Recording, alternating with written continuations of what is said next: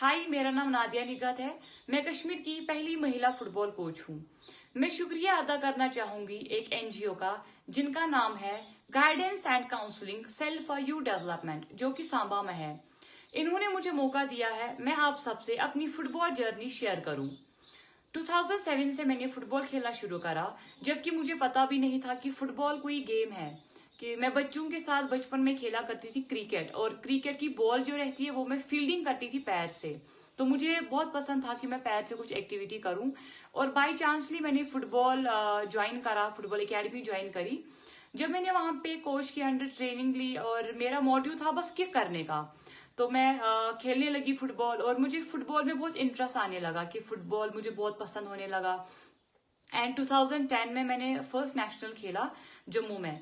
जब मैंने वो नेशनल खेला और मैंने वहां पे एक स्कोर भी करा था पंजाब के अगेंस्ट में, पंजाब के साथ मैच हुआ था, एंड वो हम जीत गए थे 1-0। लाइक लकीली मैंने वो गोल किया था, और मुझे पता भी नहीं था कि मैं गोल करूंगी ऐसे कुछ। उसके बाद जब मैं वापस आई तो मुझे बहुत ही ज्यादा इंटरेस्ट आने लगा फुटबॉल में, कि मैंने सोचा कि मैं फुटबॉल को एज अ प्रोफेशनल लूं अभी, और आगे जाकर अपनी कंट्री भी रिप्रेजेंट करूं। तो इस दौरान मेरी लाइफ में बहुत ज्यादा प्रॉब्लम्स आने लगी, क्योंकि मैं एक लड़की थी। एक लड़की के पीछे तो सभी लोग होते हैं कि जैसे आपको पता होगा, लड़की को बस इतना कहा जाता है जाके घर में काम करो, घर का काम करो, माँ बाप की केयर करो और पढ़ाई करो। और पढ़ाई भी उतना ज्यादा तो बोलते हैं नहीं, जैसे कि आप सबको पता होगा वो। पर सेम केस वैसे मेरे साथ भी था कि मुझे सब लोग कहते थे कि आप घर में बैठो, जाके बर्तन धो लो, फुटबॉल खेल के क्या करोगे। और उस टाइम पे मैं किसी को कोई जवाब नहीं देती थी, क्योंकि मैं बस इतना बोलती थी कोई बात नहीं है, मैं घर का काम भी करूंगी और फुटबॉल भी खेलूंगी। तो आहिस्ता आहिस्ता मैं खेलने लगी। लाइक मेरे लंबे बाल थे और मुझे ज्यादा प्रॉब्लम्स आने लगी। मैंने अपने बाल कटवाए ताकि मैं लड़का दिखूं और लोग मुझे ज्यादा टीज ना करे, कि मैं अच्छे से कंफर्टेबली खेल पाऊं। तो आहिस्ता आहिस्ता ऐसा हुआ कि मैं फुटबॉल खेलना चाहती थी एज अ प्लेयर, लेकिन मेरी लाइफ में ऐसा कुछ चेंज हुआ कि मुझे कोच बनना पड़ा, कि मैं कोचिंग फील्ड में आई। और अभी मैं AFC लाइसेंस होल्डर कोच हूँ, जो कि मैं कश्मीर की फर्स्ट फीमेल फुटबॉल कोच हूँ। तो ये चेंज मेरी लाइफ में ऐसे आई कि जब मैं नेशनल खेला करती थी तो हमारे JNK से और लड़कियां नहीं खेलती थी, मैं एक ही लड़की खेलती थी JNK में। तो आहिस्ता आहिस्ता मैं नेशनल खेलने के लिए गई, जिसमें हमारी जम्मू की लड़कियां थी। तो मेरा एक ही सवाल था अपने कोच से कि हमारी कश्मीर की लड़कियां क्यों नहीं आगे बढ़ रही है, क्या प्रॉब्लम्स आ रही है। तो कोच ने मुझे बोला कि बेटा, अगर आप चाहते हो तो आपको ही ये सब कुछ करना पड़ेगा। तो मैं सोचने लगी, मेरी एज 19 साल है, 2014 में ऐसा हुआ था।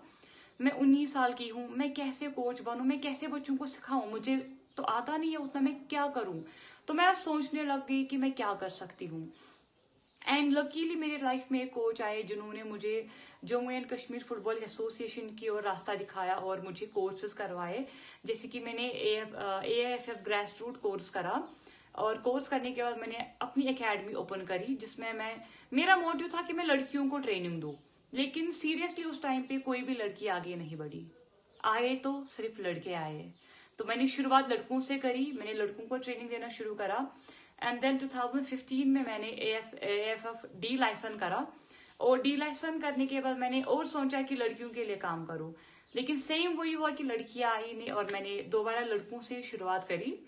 तो जब मैंने लड़कों का एकेडमी बनाया, उनको टूर्नामेंट खिलाया, एंड हम लोग रनर अप आए थे, टॉप 32 से टॉप 2 पे हम लोग आए थे, मेरा टीम आया था। तो उसके बाद से लोग मुझे जानने लग गए कि नादिया निगहत है, जो कि JJ7 से जाना जाती है। और लोग मेरी ओर आने लगे, मुझे सपोर्ट मिलता गया।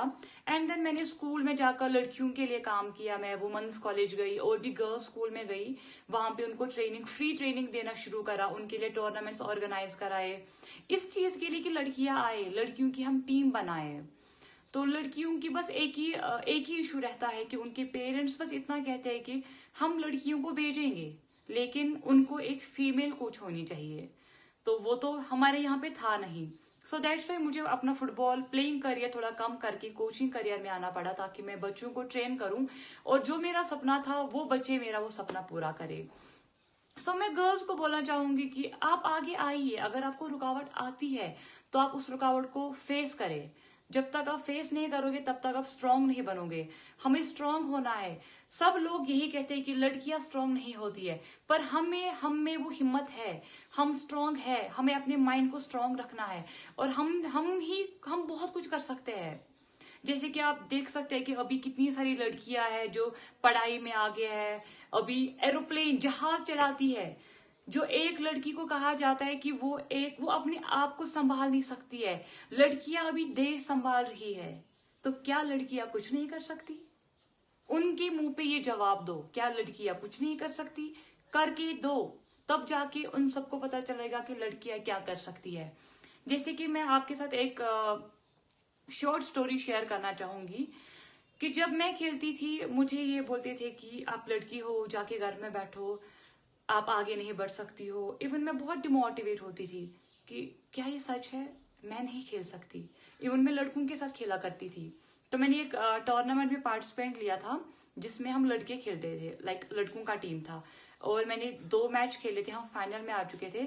और फाइनल में उनको वहां पे पता चला कि मैं लड़की हूँ, क्योंकि मेरा हेयर कट बॉयज जैसा था, पर कोई एक मुझे जानते थे।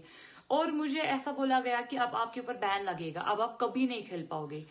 और मैं लाइक रोने लग गई, अब क्या होगा, मेरे लाइफ में शायद फुटबॉल है नहीं, मैंने गलती की कि मैं फुटबॉल में आई, लड़कियों के लिए कुछ नहीं है। लेकिन अगर मेरे कोच वहां पे नहीं होते, शायद आज मैं यहाँ पे नहीं होती, आज मैं आपके सामने नहीं होती और अपनी स्टोरी शेयर नहीं कर रही होती। तो उस टाइम पे कोच ने मुझे इतना ही बोला कि अगर आपको खेलना है, मैं आपके लिए सब लड़कों को निकाल दूंगा, बस आपको ट्रेनिंग दूंगा, इंडिविजुअल ट्रेनिंग दूंगा। तो मुझ में हिम्मत आ गई, उन्होंने मुझे मोटिवेट किया, तो मुझ में हिम्मत आई कि हाँ मुझे खेलना है।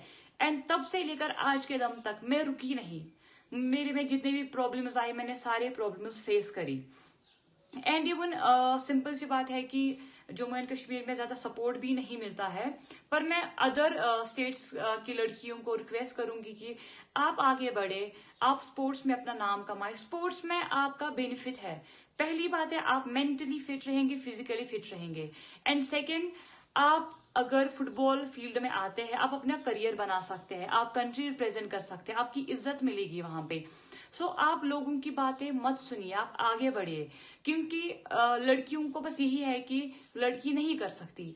पर मैं एक ही बात बोलूंगी, अगर हम जब बच्चा पैदा होता है, जब वो चलने लगता है, जब उसके लाइक 2, 3, 4 साल का होता है, तो आप एक 4 साल के बच्चे, लड़का और लड़की को एक साथ रखे और उन दोनों को सेम ट्रेनिंग दे।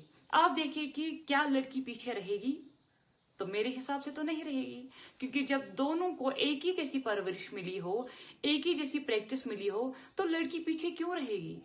ये हम लोग कहते हैं कि लड़कियां पीछे है, पर हमें ही देश को दिखाना पड़ेगा कि लड़कियां क्या कर सकती है। लड़कियां आगे बढ़ सकती है, लड़कियां स्ट्रांग है, उन्हें स्ट्रांग रहना होगा, उन्हें आगे बढ़ना होगा। मेरी यही उम्मीद है कि जिस एनजीओ के बारे में मैं बात कर रही हूँ, guidance and counselling self for you development, कि ये भी लड़कियों के लिए काम करे, लड़कियों के लिए टीम्स बनाए और लड़कियों को आगे बढ़ाए।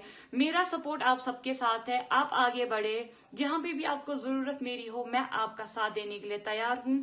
मैं आपके साथ हूं, आगे बढ़े। Thank you.